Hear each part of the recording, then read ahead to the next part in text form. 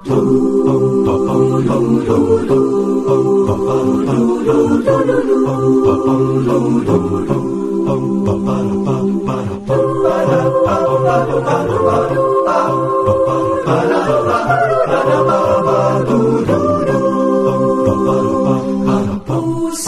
ko'y nagpupuri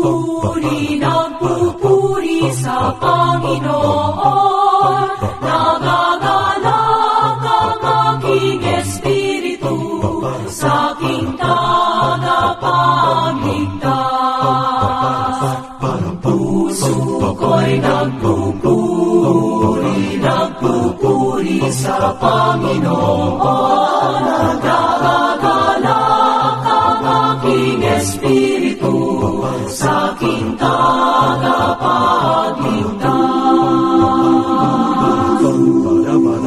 Sapagkat nilingap niya ang kanyang alin.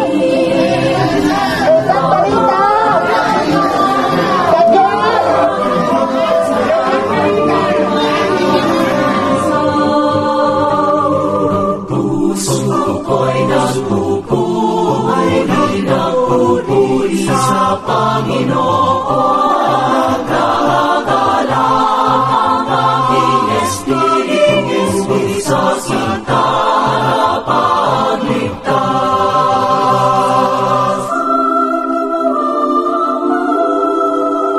Nang mga dakilang bagay, padal sa lupa't langit, ang akala ng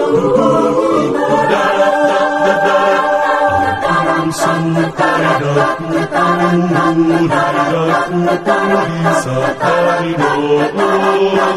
Nagagalak ang aking espiritu sa aking tagapagligtas.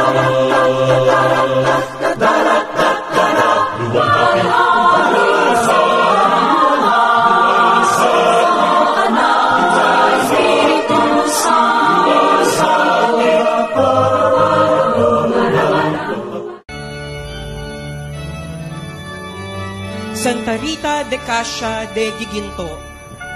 Si Santa Rita de Cascia ay kilala bilang patrona ng imposible. Marami ang lumalapit sa kanya para humingi ng tulong para sa kanilang panalangin, lalo na kung ito ay mabigat na pagsusumamo, mga bagay na hindi pa napangyayari, at mga imposibleng kahilingan.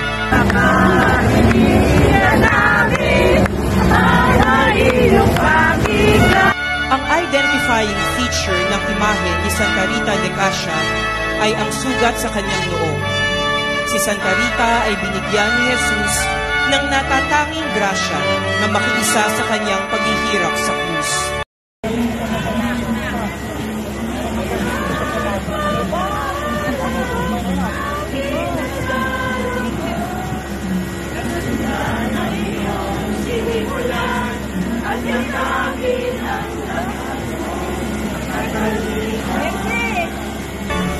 Ang sugat sa noo ni Santa Rita de Cascia ay sugat na sanhi ng tinik mula sa koronang tinik ni Jesus habang siya ay nakapako sa krus. Dinala ni Santa Rita de Cascia ang sugat na ito hanggang sa kanyang kamatayan. At nang siya ay namatay, biglang naghilom ang sugat sa kanyang noo. Ang sugat sa noo ay walang dudang patunay na si Santa Rita de Cascia ay napakalapit kay Jesus. At ito ang dahilan kung bakit siya ay makapangyarihang namamagitan sa ating mga panalangin. Viva Santa Rita! Viva! Santa Rita! Viva! Viva Santa Rita! Viva!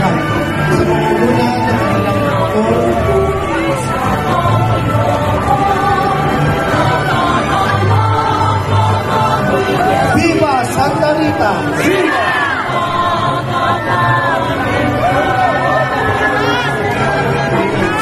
Ako'y nagpupuri Pupuri sa Panginoon, nagagalak ang aking espiritu, sa aking tagapagligtas.